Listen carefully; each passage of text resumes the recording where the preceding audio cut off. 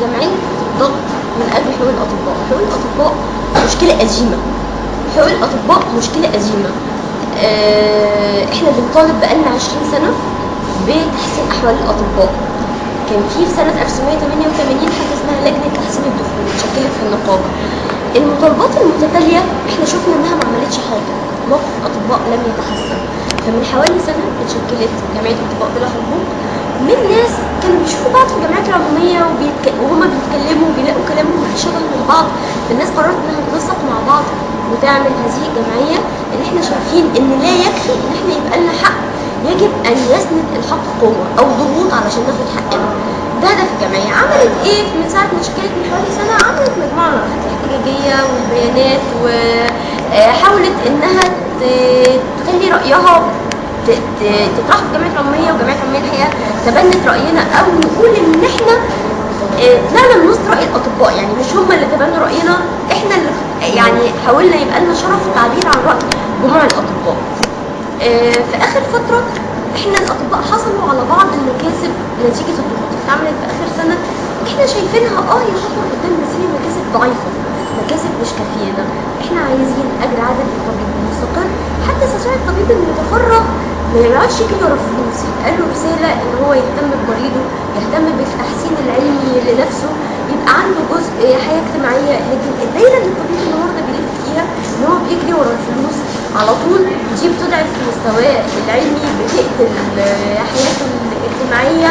ما هياش دايرة إنسانية ولا دايرة تخليه يقدر يؤدي رسالة الطب السامية بأي حال من الأحوال. الأطباء يستحقوا هو أكتر من تسول حقوقهم. الأطباء يحتاجوا إن يبقى ليهم حق ثابت ومستقر، هم وباقي مقدمي الخدمة الصحية. الحقيقة إحنا أحيانا في جولاتنا ومناقشاتنا في المستشفيات تمريض أو فنيين بيقولوا لنا طب وإحنا ملناش مكان في كلامكم؟ طبعا التمريض والفنيين على راسنا من فوق وحقوقهم مهمة زي حق الأطباء، ولكن احنا اللي بنقوله ان اذا لم يتعلم كل قطاع ان يبحث مشاكله ويتحدث عنها بدقة، بيتحدث من قلبها عن تفاصيلها، فما نعتقدش انه هياخد حقه.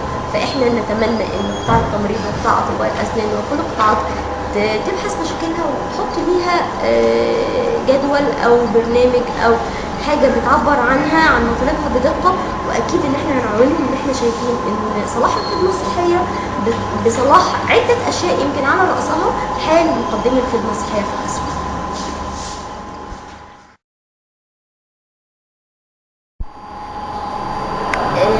في 22/7 اصدرت وزارة الصحة قرار بحافز الطبيب مصدراه كبديل للكادر، حتى كان بيتسوى في المستشفيات ابطل الكادر اللي هو الحافز. هذا الحافز احنا بنعتبره اوكي خطوه لقدام، يعني بعد اخر هبوط اخر سنه تمت هذه استجابه بسيطه، ولكن اكيد ان احنا بنعتبر اي حاجه زي دي خطوه لقدام بنرحب بيها، ولكن لينا مآخذ شديده عليه.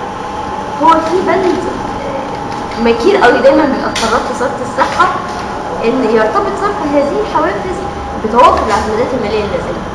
طب احنا ذنبنا ايه لو ما توفرتش الاعتمادات الماليه اللازمه؟ وننتبه ان ده قرار وزاري، يعني ما بيأثرش على الميزانيه اللي بتقر في مجلس الشعب. الميزانيه اللي بتقر في مجلس الشعب بترتبط بقوانين، لو حاجه صادره بقانون فبيبقى مجلس الشعب ملزم ان يوفر في ميزانيه الصحه تمويل لهذه القرارات الصادره بقانون. اما القرارات الوزاريه المفروض انها تمول من داخل ميزانيه الوزاره. هنا هو احنا خاضعين لميزانيه الوزاره، فاض فيها حاجه يدونا، ما فاضش فيها حاجه يدونا.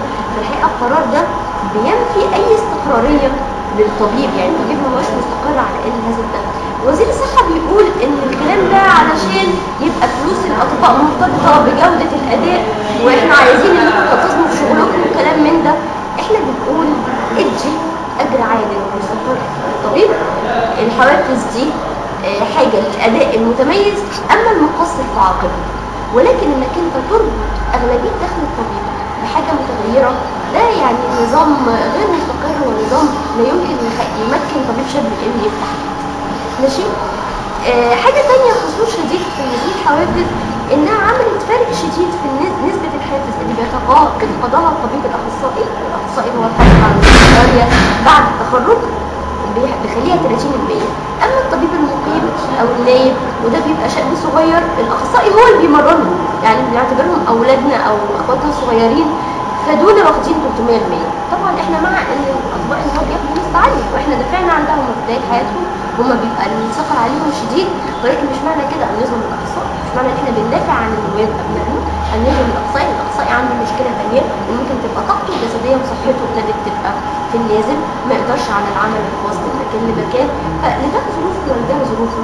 اعتقد ان الفارق الشديد بين الاخصائي والنايب مش علشان زي ما وزارة الصحة بتدعي انها بتشجع الشباب على انه يبدأ حياته، ولكن اعتقد انها نوع من الوقيعة بين الشباب الاطباء اللي هم بيبقوا اكثر حماسا ومستعدين انهم ياخدوا مواقف اقوى في الاحتجاج، وبين شيوخ الاطباء، وهو في النهايه فارق غير مبرر.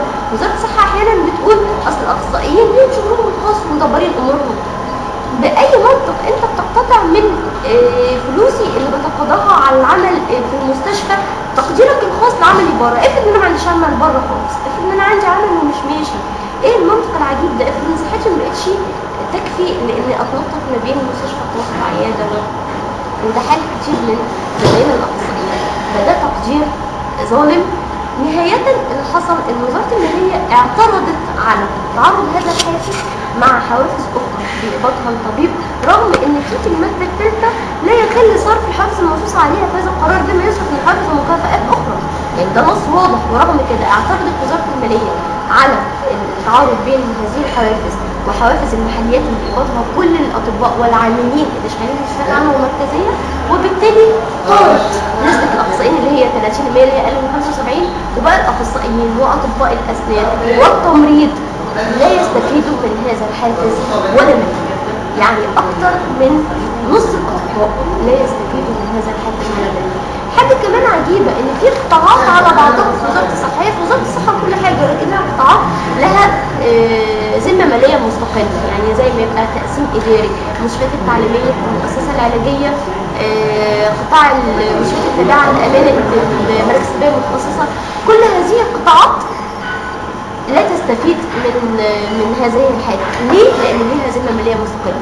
طب ما ذنب الدكتور اللي جه توزيعه في قطاع المراكز المتخصصة أو في قطاع هم اللي بيوزعوا، راح قالوا لا أنت خلاص مالكش، لو أنت منتدب من مستشفى عامة ارجع مستشفيتك العامة يمكن تصرفه. رجعوا الأطباء مستشفياتهم العامة، مديريات الحقيقة صرفت للأطباء المنتدبين، مديريات قالت لهم لا، قوانين الوزارة بتقول ان الطبيب يقبض الحافز من المكان المستفيد بعمله. فهنا هو احنا بنخش في دايره من المتاهات والتعقيدات الاداريه، وده يحولك على ده وده يحولك على ده، وقرارات متناقضه. احنا متخيلين ان المتاهه دي ليها غرض ان احنا ندور فيها وننسى الكذب، غرض تاني ان العنوان الكبير اللي الدكاتره بيصرفوا والتفاصيل الاداريه تمنع فقدام الراي العام يحل المشكله اللي اعتقد ان احنا اتحركنا عملها له، ان احنا ورينا للمجتمع كم ان قد ايه وزاره الصحه بتهمل الاطباء وبتهمل القطاع الصحي، وان وزاره التصرف بالطريقه دي بتدي للاطباء هذه الملايين. لا يمكن تبقى وزاره فعلا بتحاول تحسن الصحه في مصر. من هنا بتبقى جولات السيد الوزير في المستشفيات وكلامه على الاهمال كلام فاضي. انت جيب دكتور قعدوا تربطه في مستشفى ما فيش تحت ايده امكانيات، في مستشفى زي الزفت ما بياخدش راتب، وتتخيل ان هو هيقدر يقدم خدمه حقيقيه؟ انت بتضحك على نفسك او بتضحك على الناس، وهو اللي احنا متوقعينه اكتر. الحقيقه المستشفى هنا لا يمكن ان تقدم خدمه صحيه جيده، واللي هم بيحاولوا يعملوه في اخر فتره ده سواء الكلام على المظهري على الجوده وزاره الصحه او الكلام الخداع اللي بخصوص تحسين اجور الاطباء، كله زغل نقاط في العيون لادعاء ان هو الوزاره اهي بتحاول تحسن ظروف الصحه، ده غير